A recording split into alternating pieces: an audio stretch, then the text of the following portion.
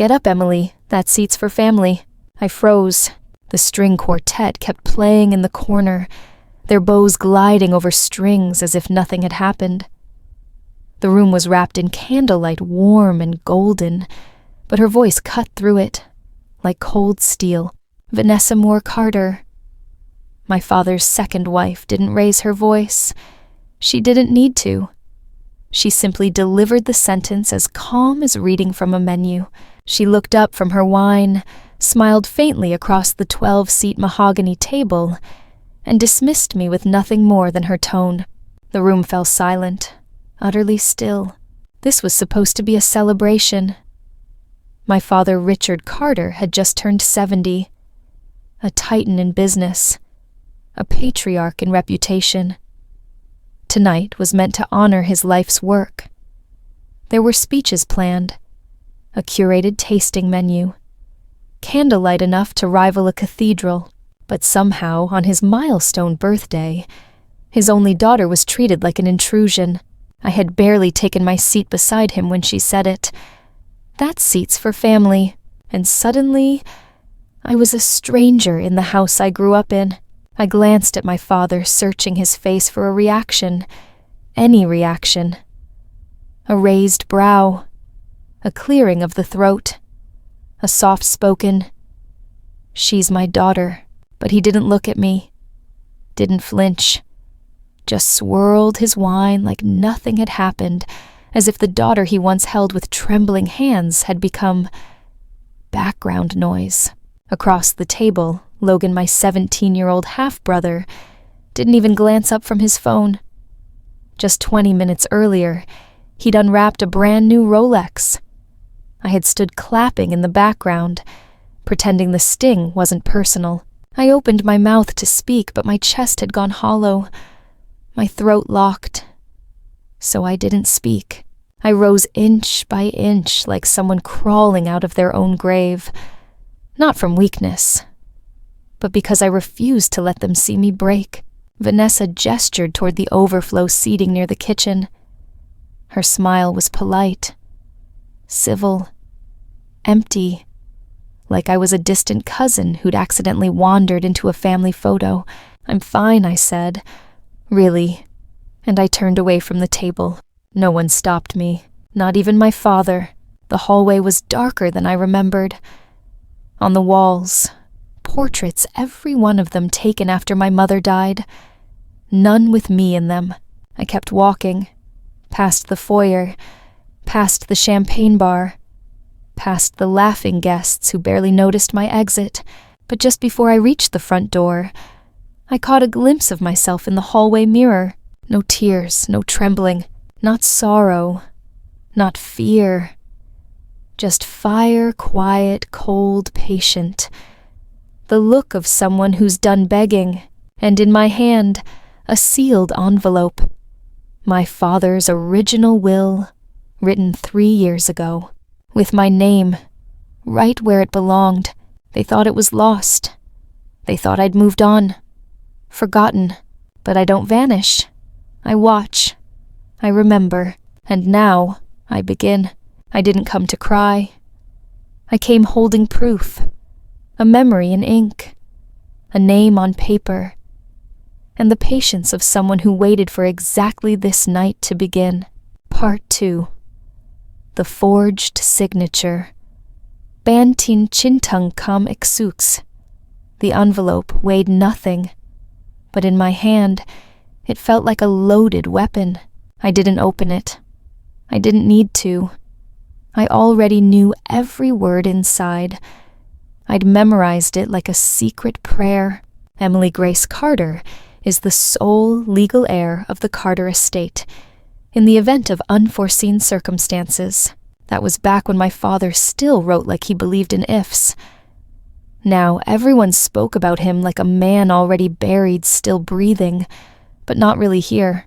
I stepped out of the birthday party with a polite smile, carrying the last piece of truth they thought they'd burned. I didn't cry. I didn't even feel sadness anymore, just an aching emptiness, and beneath it something far colder. Rage.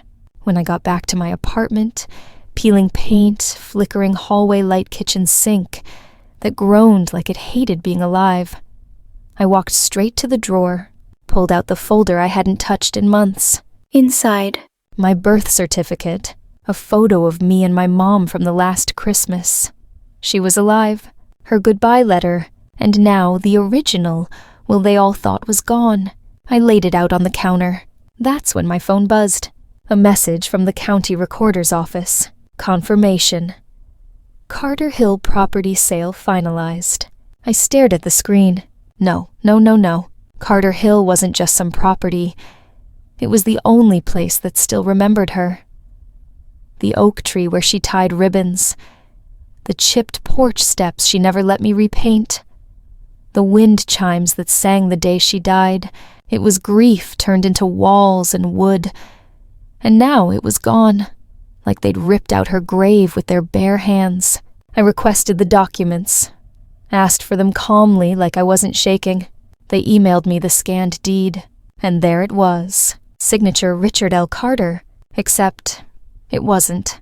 His real handwriting always leaned left, slightly curled, a little shaky but honest. This too straight, too stiff, too surgical, like someone had practiced it. Like someone thought they could recreate a man with a pen and no soul. I dug out an old birthday card, held it next to the signature. They didn't even come close. They forged my father's name, like forging a death certificate, clean, calculated, and completely heartless. I wasn't just watching them steal land. I was watching them steal memory.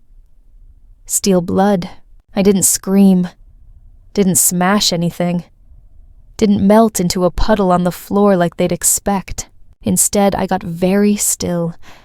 And very, very clear. I opened the locked box under my bed. Pulled out a burner phone I'd been saving for years. Tonight was the night. I took photos of everything, the fake deed, the real will, the signature comparisons. Page by page. I backed them up, twice. Then I erased every trace from the phone. No one gets the benefit of the doubt anymore. Not my father, not my family, not even the past. From here on out, only evidence, only facts, because this wasn't just a real estate transaction. This was an erasure, a silent execution of everything I was supposed to inherit. They thought I'd be too quiet, too polite, too invisible. They forgot silence is where revolutions are born. Even shadows remember, and I don't just remember. I record, I document, and I destroy quietly, precisely, completely. The call came just after midnight. No ID, no name. Just a silence so thick it felt like someone was deciding whether I deserved to know what came next. I almost didn't answer. But something in me, the same instinct that told me the signature was wrong, that the sale wasn't legal, told me to pick up. I held the phone to my ear. Nothing. Then a voice. Raspy. Older. A woman. Familiar, but distant. I shouldn't be calling, she said. But I need you to know your father's not just sick. They're helping it along. My heart didn't race. It dropped. Straight through my spine and into something cold. Who is this? A pause. Then 3 words soft and devastating. I used to clean. And just like that I knew. Mrs. Adler.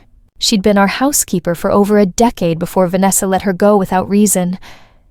She had practically raised me when my mother died. And now, she was calling me in secret. They're giving him something, she said. In his tea, in his pills. I don't know what it is. But he hasn't been himself for months, and they don't let him see anyone alone anymore. I pressed the phone harder to my ear. Why now? Why are you telling me this now? Because I heard about the house, she said. Because I've seen what they're doing to him. And because he used to talk about you. My chest clenched so hard, it felt like my ribs were folding in on themselves.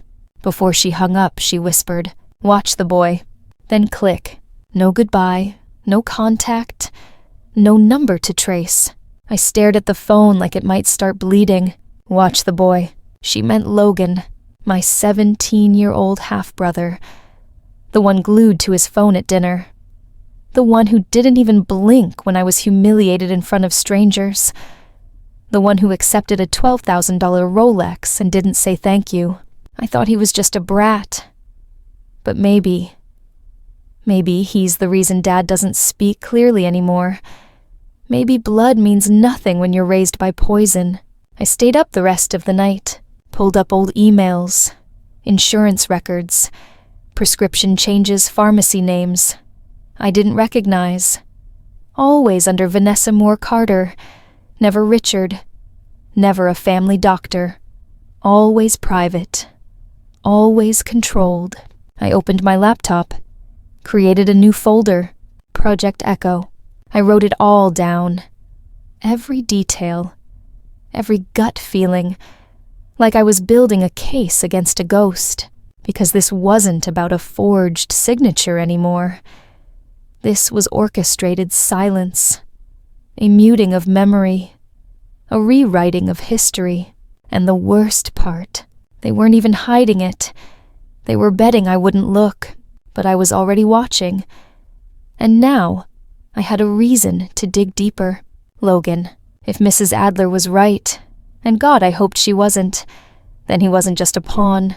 He was part of the machine, and the last person I still called family just became part of the target. I wasn't going back for peace. I was going back to catch a predator in her den, some poison you don't taste. You watch it being slipped in, stirred, disguised. I needed eyes, not just mine. Eyes that never blinked, never slept. So I planned it, meticulously, quietly, like a thief returning for what was already hers. 2 days after the call, I arrived at the Carter estate unannounced. Hair tied back, soft beige sweater, neutral slacks. I looked like someone defeated. Vanessa opened the door herself. Lipstick flawless, smile smug. Well, she said didn't expect to see you again. I just wanted to apologize. For dinner, I said. She narrowed her eyes just a flicker, but stepped aside like she was granting clemency. The house hadn't changed. Still too clean, too curated. But it smelled wrong, like lavender sprayed over something decomposing. Can I sit with him for a few minutes? She hesitated, then nodded like a queen granting audience. He was in the study, propped in an armchair, eyes glassy, blank. When I knelt beside him, he blinked, but not in recognition. Like a man looking through fogged glass, I held his hand, cold, dry, trembling slightly. Something cracked inside me. But this wasn't the time for grief. This was recon. Vanessa reappeared minutes later. Rehearsed pity in place. He gets tired quickly these days. I understand, I said, standing. Then, I left something in the piano bench. Mind if I check? She waved me off, already thumbing her phone. 3 minutes. That's all I had. Every second felt like a coin tossed against fate, sharp echoing. From my bag, I pulled out a black, pebble-sized object, a motion-sensitive camera. I slipped it into the hollow base of the porcelain vase by the fireplace. Right beneath the silk bouquet Vanessa always bragged about. Perfect vantage point, facing the study, the hallway, the cabinet. I turned it on. Green light blink. Connection secured. I walked out, slow, heart slamming against my ribs. Vanessa was pouring wine. Casual. You should come by more often, she said. Family means everything, doesn't it? I smiled. It does. The front door shut behind me with a click that echoed louder than it should. That night, I didn't sleep. At 11:42 p.m., I saw it. Vanessa in her silk robe. She moved like a ballet dancer, calm, practiced, lethal. She walked to the locked cabinet, opened it with a key pulled from her bra. 2 pill bottles. One emptied into her hand. She crushed one tablet with her fingers, turned it to powder, then slipped in another, smaller, unmarked. And then she turned to the new housekeeper. If he starts asking questions, double the dose, Vanessa hissed. I want him quiet, not dead. Yet. Do you understand me? You mess this up and you're next. The housekeeper nodded. A statue wrapped in fear. I recorded every word, every movement, every crime. I didn't breathe for the next hour, because this wasn't passive cruelty. This was engineered silence. And now I had her. Not in theory, not in suspicion, but on film. I had her voice. I had her hands. And I had time, because I wasn't going to stop here. Have you ever seen someone play innocent while doing something monstrous? Share your story in the comments. And if you're still with me, subscribe. The real storm hasn't even started yet. I clung to the idea that he was just a brat, arrogant, blind, maybe cruel in the way rich boys are. But not dangerous, not deliberate, not like this. 3 days after I planted the camera, I caught him. Logan, the golden boy. The grinning heir with a Rolex and no spine. The one who didn't even blink when I was exiled from our father's birthday table. Like I didn't carry the same blood. He walked into the study with the kind of swagger that doesn't belong to 17-year-olds. Phone to his ear. Tone loud, cocky, like no one would ever dare call him out. No, she doesn't suspect anything. Trust me, my mom has it under control. I froze. The video played on. Yeah, I know the paperwork's not final yet, he said, laughing. Laughing. Like this was a frat boy prank. And not a slow-motion assassination. But once Dad's gone, it'll be faster. She just needs a few more weeks. Gone. Like it was traffic. Like it was gum on his shoe. Like Dad wasn't even a man anymore, just a delay to a transfer. He dropped into my father's favorite chair, the one that used to creak under his weight after long days at work. Put his shoes up on the polished mahogany table, like he'd already taken the throne. Then came the blade. I told you I need the transfer done before the market dips again. I'm not missing this crypto wave just because the old man's brain won't check out. My vision went white. My ears rang. For a second, I couldn't tell if I was still breathing, or if my body had gone numb, trying to protect me from the sound of betrayal. He wasn't just waiting. He wasn't just complicit. He was pushing it. My 17-year-old half-brother was rushing our father's decline to cash out faster, and he sounded proud. I gripped the desk so hard my knuckles cracked. Nails bit into the wood like claws. I didn't even realize I was shaking until I stood up. There's betrayal, and then there's this. This wasn't carelessness. It was strategy, rotten, polished strategy. A boy raised not just to inherit wealth, but to extract it like a parasite. He wasn't a son. He was a virus in designer shoes. I replayed the clip. Again.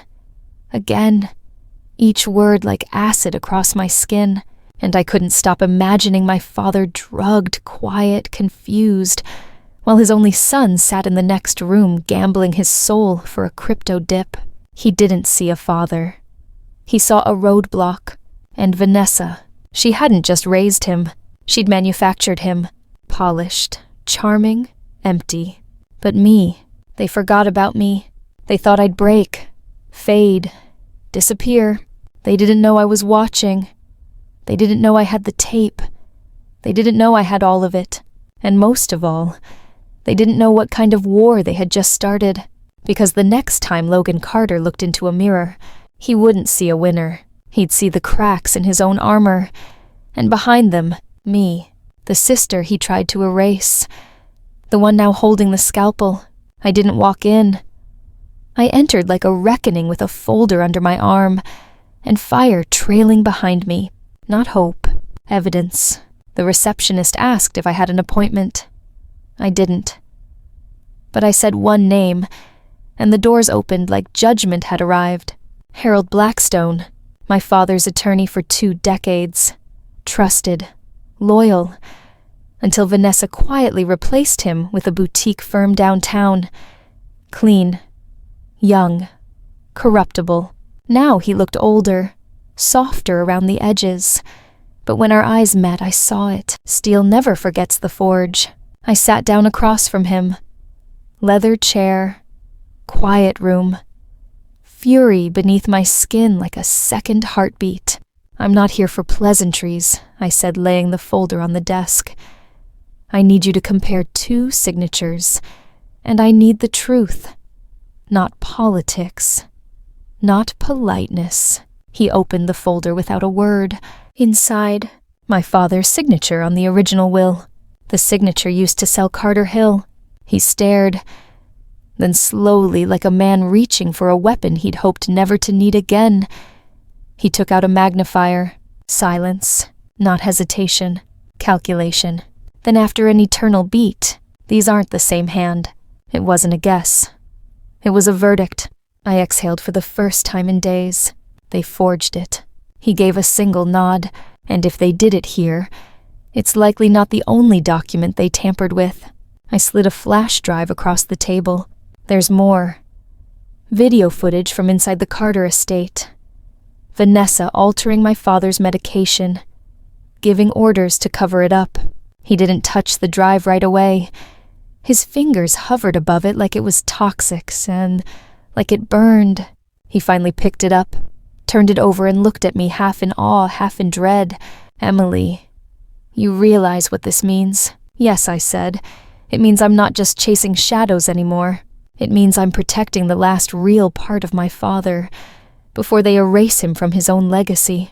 He nodded, slow, respectful, like a soldier recognizing a commander who'd seen more fire than expected. He began drafting the affidavit. Notarized, sealed, signed in triplicate. While his assistant printed the paperwork, I stood by the window. Below traffic, people, life. But inside, everything had changed. The air felt cleaner. The sky looked clearer. Even my reflection in the glass felt heavier, not from burden, but from purpose. This wasn't suspicion anymore. It was a case, and I had what they never thought I'd find.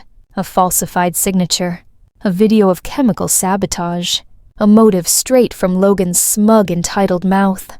And now, a lawyer who still remembered my name. Not the version Vanessa whispered at Gallus. My real name, Emily Grace Carter. Legal heir. Blood daughter. The one they tried to bury. But I wasn't buried. I was documented. I was armed. And I was done waiting. I wasn't throwing punches in the dark anymore. I had names, dates, files, motive. And when the court asked who started the war, I'd smile and show them the first bullet. The hospital room smelled like bleach and forgetfulness. He was sitting by the window, eyes vacant, staring at a parking lot like it was the Atlantic. Richard Carter, my father. Once a titan of real estate. A man who could bulldoze skyscrapers with a phone call and charm CEOs out of 7 figures over dinner. Now, he didn't even know his own name, let alone mine. I stepped in like I was trespassing in a memory. He turned when he heard the door slow, distant, like surfacing from a dream that kept dragging him back under. "Hi, Dad," I whispered. He blinked, once, twice. Blank. No warmth, no spark, just a shell. "I brought you something," I said, pulling out a photo me on his shoulders at age 6. Both of us covered in mud from planting the oak tree at Carter Hill. He stared at the photo, then at me. "Do I know you?" The words gutted me. The same man who once roared across boardrooms, who carried me through every storm, now looked at me like I was a volunteer stranger. My knees buckled, but I gritted down, because falling apart in front of him wouldn't bring him back. I sat beside him, hands trembling. "You're Emily," I whispered. "I'm your daughter." He frowned, slightly, like the name was familiar but blurred. "I had a daughter," he mumbled. "But she left. Long time ago," Vanessa said, She didn't want to be around anymore. That broke me. She hadn't just drugged him. She'd rewritten me. I leaned in, voice cracking. I never left you. I never stopped loving you. I was pushed out, erased. His hand twitched. Then again. A flicker like memory trying to break the surface. And then, his eyes focused. Just for a heartbeat. Marianne, he whispered. My mother's name. It hit like a hymn through static. He remembered. Not just a name, her. And in that second, I wasn't invisible. I was something he used to love. He reached slowly for the side table. With trembling fingers, he dragged a pen closer, scratched something barely readable onto a napkin. 3 shaky words, the code box. His hand fell limp. The window slammed shut, and just like that, the light left his face again. A nurse entered with a tray of pills. I looked. No hospital branding. No proper pharmacy label. My stomach dropped. He doesn't need those, I said. She hesitated. But Vanessa said, I'm his daughter, I said, rising. My name is on file. Nothing touches his veins unless I say so. I took the tray. Tell Vanessa Moore Carter if she wants to drug someone she can meet me in court. I turned back to my father, still silent, still lost. But he'd reached through the fog for me. Even drowning, he remembered something. And now I had something too. A clue. A box. A code. A name that cracked the fog. And underneath it all, fury. Not just for what they did to me. For what they did to him. They didn't just try to steal his name. They diluted him. Turned a man who once built cities into a patient who forgot how to hold a pen. But now I had the antidote. And it was spelled in ink footage. And fire. I couldn't stop shaking. He remembered. Through the sedation, the lies, and the layers of fog. Something in him still knew me. Not just a name. Not just a daughter. A truth he buried for when no one else would protect me. And now, I had a map back to him. 3 words in shaky handwriting. The code box. It felt like a hand reaching from underwater, gasping desperate but alive. I drove to the old house under moonlight. No lights. No movement. Vanessa was at some charity event, probably posing as someone with a soul. Logan. Probably off playing king. Perfect. I parked 2 blocks away. Every step echoed like a countdown. This wasn't nostalgia. It was a breach. And this time I wasn't sneaking in to avoid curfew. I was crossing enemy lines to reclaim the dead. The side window still didn't latch right. I slipped in like smoke. Same floor, same creaks. But the house no longer breathed warmth. It felt sterile, cauterized, like it had forgotten how to hold a family. I knelt at the staircase, pulled up the loose floorboard. Nothing. Then tapped the 3rd stair from the bottom, hollow. My breath caught. I clawed at the wood with bare hands, nails cracking, palms burning. I didn't stop, and there it was, small, battered, metal, like it had teeth marks from time itself. I fell to my knees and pulled it out, a tiny latch, a code lock, and beside it, faded yellow, sticky note. 4 numbers, 1403. My birthday, March 14th. His memory wasn't gone. He just hid it where they couldn't reach. I entered the code. Click. The box opened. Inside, a folded handwritten will. Unaltered. Strong signature. Dated before Vanessa slithered in. A redacted police report, Vanessa's name. Elder abuse allegations from a prior marriage. Sealed. Buried. But not erased. A USB drive. Labeled in my father's handwriting. If Emily finds this, help her. And that's when it hit me. Even when they drugged him. Even when he couldn't say my name. He still remembered who I was. I broke, not with screams but silence. Shoulders trembling. forehead pressed to the cold metal box. Tears falling in silence, ugly, raw, real. Grief for what we lost. Gratitude for what he left. And rage for how close they came to destroying him. But they failed, because now I had it all. The will, the past, the truth. And now I have the paper, the proof, and the promise he left behind. Let them come for me, because I'm not just my father's daughter anymore. I'm his last move. And I just opened the checkmate. Have you ever held something small that felt like your whole world was hiding inside it? Tell me in the comments. And if this story feels like yours too, subscribe, because this war is only getting louder.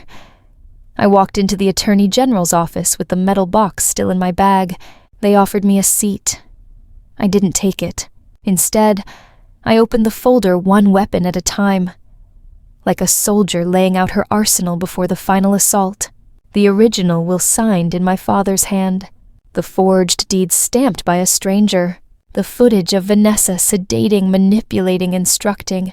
The police report from her past sealed abuse allegations long buried, and the USB drive. Labeled in my father's handwriting, if Emily finds this, help her. I didn't cry. I didn't plead.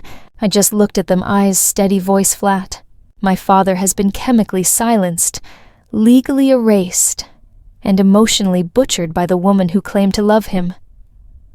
And I have every damn receipt. That's when the air changed. The pens stopped moving. The glances got sharper. They knew this wasn't family drama. This was a felony. Within 24 hours, an official inquiry opened. Within 48, the Carter estate was frozen. Accounts locked. House sealed. Vanessa was summoned. She didn't arrive, she detonated. Stormed in like a hurricane in heels. Perfume slicing the air, fury clinging to her like designer lace. You're believing her? That bitter, vengeful brat who abandoned her own father. Her voice cracked like a whip. She's manipulating you. This is revenge. She hated that I loved him better than she ever could. Her rage was loud, but my silence was louder. And then she changed masks. Just like that. The fury vanished. Eyes glossed. Voice cracked. Bottom lip trembled on cue. I've cared for Richard for years. I bathed him. Fed him. Held him while he forgot my name. A single tear. Then two. Each one choreographed. And now, this witch shows up with her little flash drive and paints me a villain. Theatrical. Tragic. Oscar-worthy. I said nothing, but the screen behind her said everything. The investigator hit play. Vanessa in silk robe crushing pills. Vanessa whispering double the dose if he remembers too much. Vanessa cold as marble obey. Or be replaced. Her sob froze midair. Her jaw clenched. She looked around. Saw the USB in the investigator's hand. Then saw me. I didn't smile. I didn't gloat. I just stood there still as judgment wearing the necklace my mother gave me. The same one Vanessa once called tacky. She knew. It was over. But she wouldn't go quietly. You want to destroy this family, she snarled. You want to turn his death into a show. Congratulations, Emily. You've killed him already. I didn't reply, because I didn't need to. The system, the one that once ignored my voice, was finally facing me. And for the first time, it was listening. Not to gossip, not to grief, but to truth. I wasn't the secret anymore. I was the spotlight, and she couldn't survive the glare. Tuesdays aren't supposed to bleed, but this one did. Gray skies, wet concrete. Just another day pretending to be quiet. I left my attorney's office with the metal box back in my bag. The air smelled like cold steel and unfinished justice.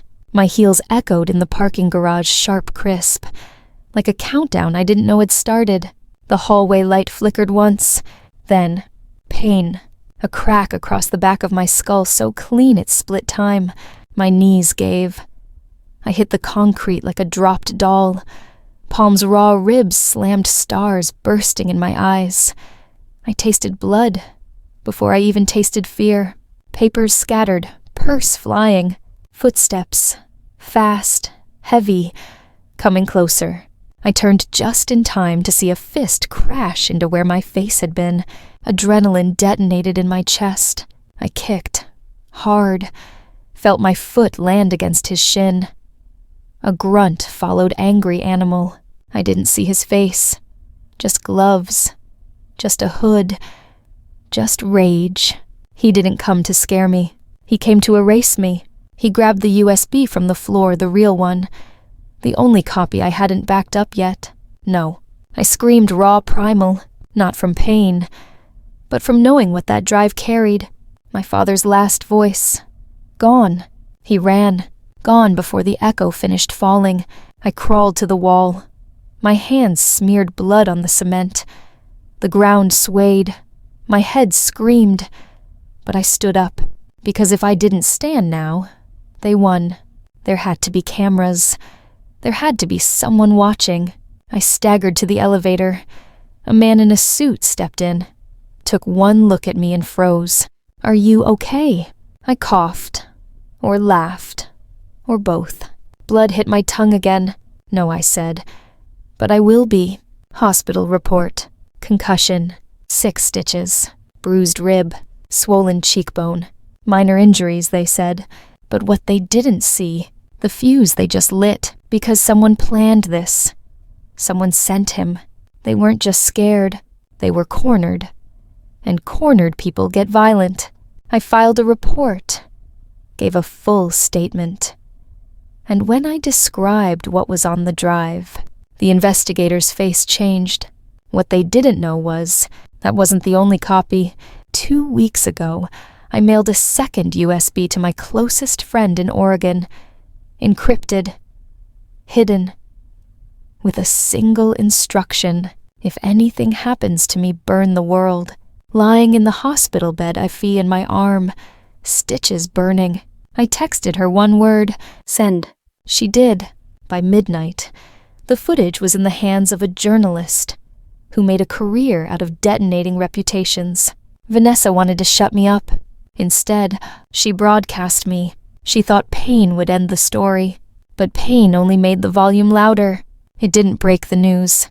It detonated it. 6:07 a.m., and the world stopped pretending. I was still in the hospital, bandaged, bruised head, stitched and throbbing, when my phone started vibrating like it had a pulse of its own. I didn't need to check. I already knew. But I did. Daughter alleges stepmother drugged father to steal estate. Investigation launched into high-profile Carter family. Beneath it, a still frame. Vanessa Moore Carter caught mid-blink, mid-sin.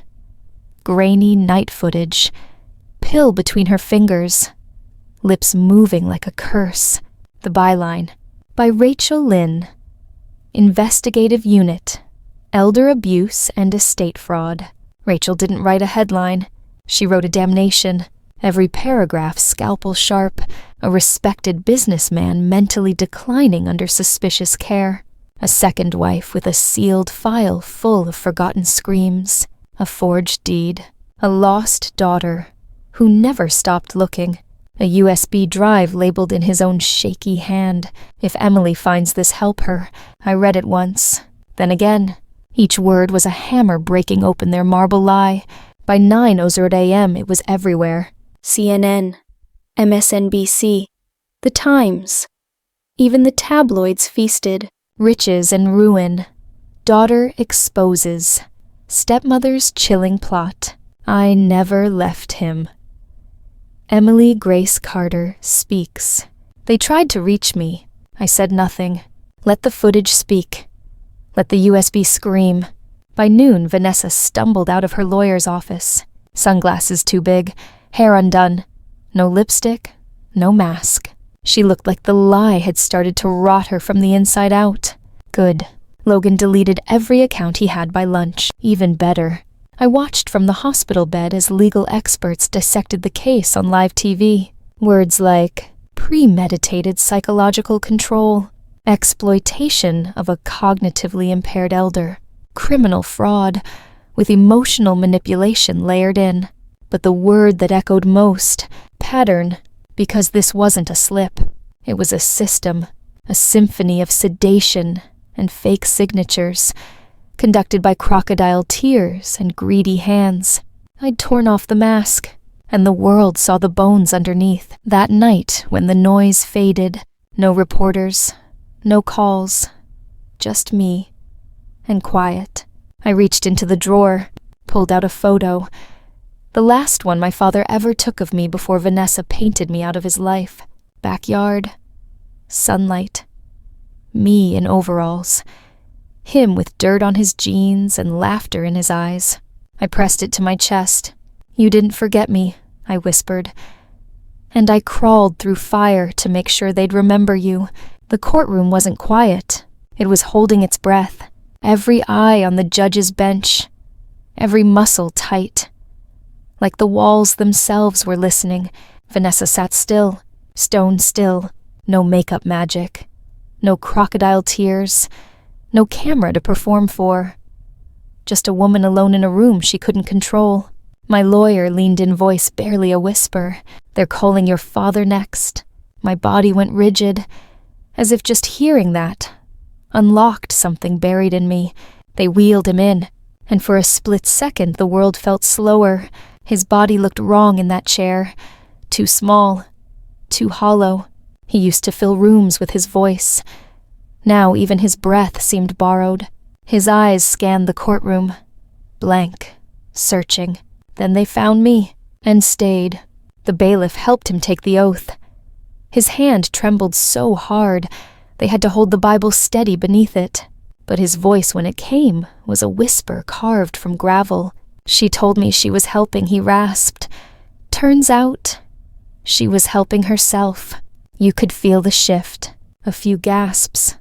A pen dropped, but I didn't move. The prosecutor gently held up the forged deed. "Do you recognize this, Mr. Carter?" He stared at it for a long time. Then, "That's not mine," he said. "She made me sign things. When I was tired, confused. I didn't know what they were." His voice cracked, but it wasn't weakness. It was shame. He looked down at his hands, the same ones that once built empires. Now pale, trembling things barely able to hold memory. "I kept forgetting things," he whispered, "and every time I did..." She smiled. Then came the question. "Do you know who that is?" She pointed to me. He turned. Our eyes met. I didn't breathe, didn't hope, just waited. Then he smiled, small, soft, but real. "That's my daughter," he said. "Emily. I thought I'd lost her." I didn't cry. I ached, like someone had finally returned a piece of my soul. I didn't know had been missing for years.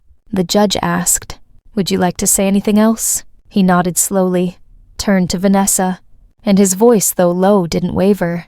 "You didn't love me. You drugged me. You hollowed me out day by day and tried to replace my memories with yourself. But you'll never be blood. You'll never be her." Silence. The kind that feels like gravity broke. Vanessa's face was blank. No fury, no tears, just defeat. Tight-lipped and cornered. When they wheeled him away, he turned one last time and nodded, not as a goodbye, but a signal. "Now it's your turn." The verdict came in on a Thursday. Rain tapped against the courthouse windows, like nervous fingers.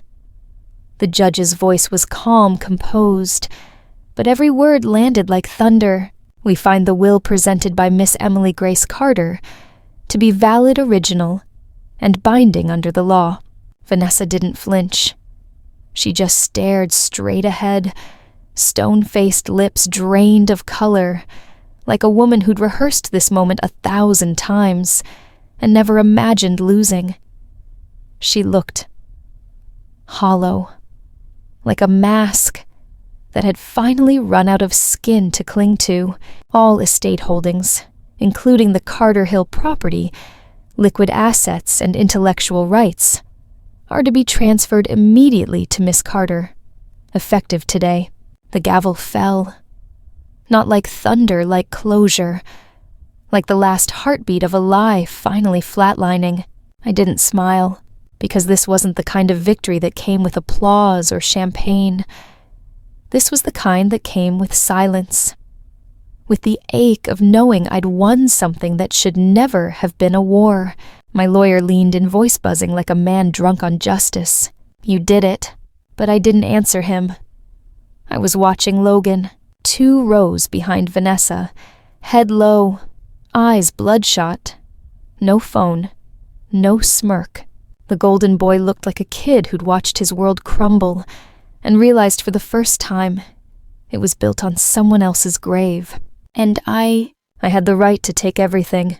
The estate, the patents, the stock options, the royalties. The Carter name cleaned, cleared, conquered. But I didn't want it. Not all of it. At the press conference, cameras flashed like lightning. Reporters barked questions like dogs unleashed. "Emily, what will you do with the fortune? Will you sue Vanessa personally for damages? Do you feel vindicated?" I stepped up to the mic. Calm, steady, unshaken. "No," I said. "I feel free." Silence. I let it hang. I'm not keeping the Carter Empire. Not the money. Not the towers. Not the legacy built with pills and silence. I'm only keeping one thing. The house my mother built. The one with the oak tree and the wind chimes. Pens scribbled faster. Mouths stopped moving. I'm turning it into something else. A home.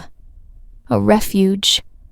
For survivors like me, like my father, who were told to be small, to stay quiet, to surrender.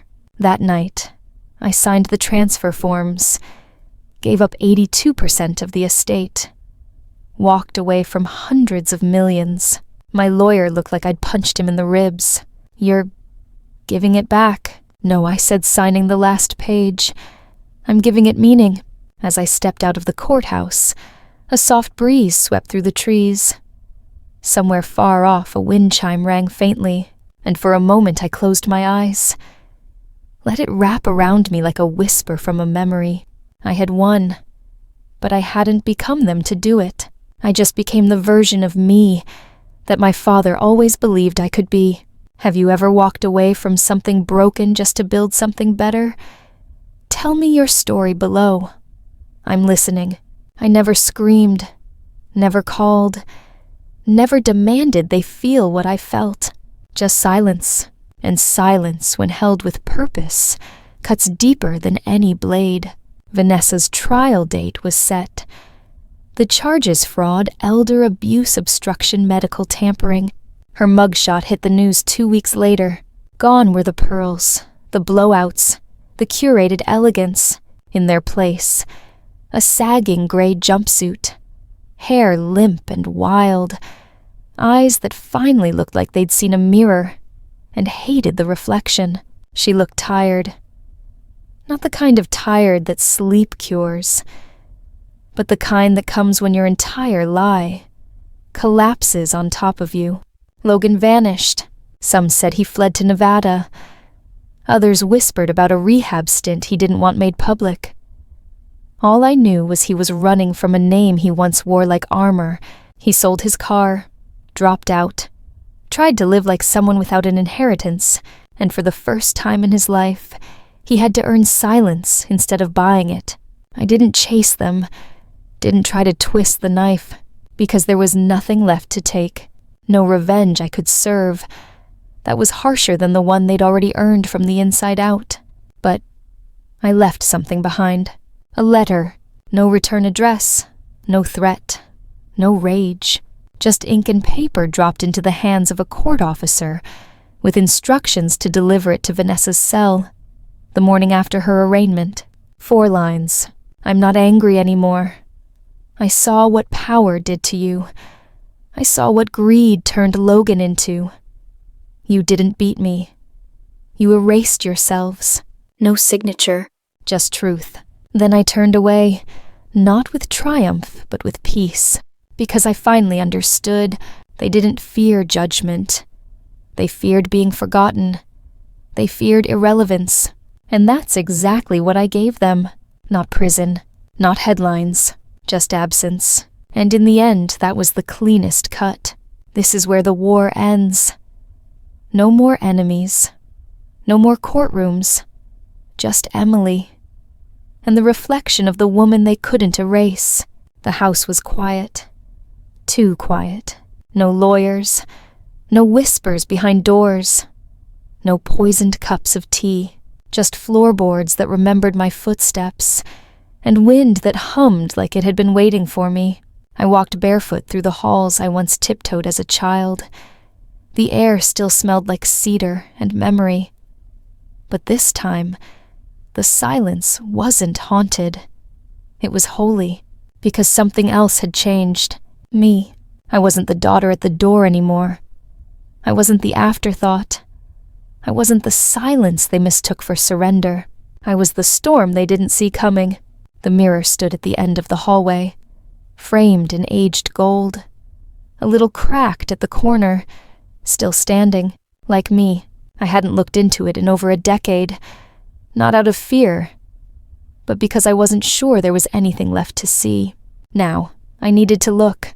I stepped in front of it slowly, like meeting someone I'd left behind in the fire. What stared back? Not softness, not perfection, but power, eyes with shadows and depth. A scar that hadn't healed but had hardened, and a mouth that no longer trembled to speak the truth. I touched the glass, felt warmth instead of cold. I remember you, I whispered, and then tears catching in my throat. I fought for you. Outside the wind changed, the chime on the porch. My mother sang a note that felt like grace. I opened every window. Let the light pour in. Let the dust lift. Let the house breathe again. Because healing doesn't always come in fire. Sometimes it comes in returning to the place they tried to break you, and choosing to rebuild there anyway. I didn't burn it all down. I didn't become her. And still I won, because the most beautiful revenge is a life they never get to rewrite. Emily Grace Carter, not just a name, a survivor, a reckoning, and finally, home. You don't need to destroy them to win. Sometimes becoming whole is the only revenge you'll ever need. If Emily's journey moved, you leave a comment below. And don't forget to subscribe so you won't miss the next story that cuts this deep. Every follow, is a quiet nod to those who've been hurt, but chose to rise anyway.